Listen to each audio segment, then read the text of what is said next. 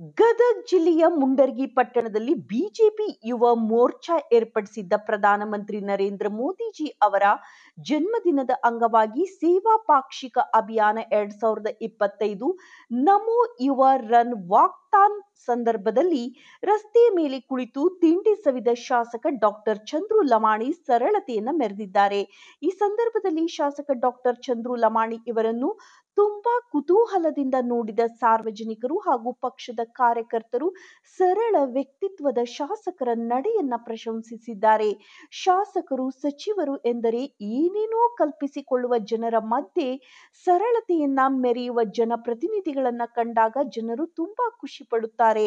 ನಮ್ಮ ಗದಗ ಜಿಲ್ಲೆಯಲ್ಲಿ ಸರಳತೆಯ ವ್ಯಕ್ತಿತ್ವದ ಜನಪ್ರತಿನಿಧಿಗಳು ಇದ್ದಾರೆ ಎಂಬುದಕ್ಕೆ ಶಾಸಕ ಡಾಕ್ಟರ್ ಚಂದ್ರು ಲಮಾಣಿ ಇವರು ಸಾಕ್ಷಿಯಾಗಿದ್ದು ಜಿಲ್ಲೆಯ ಜನರಿಗೆ ಹೆಮ್ಮೆಯ ಸಂಗತಿಯಾಗಿದೆ.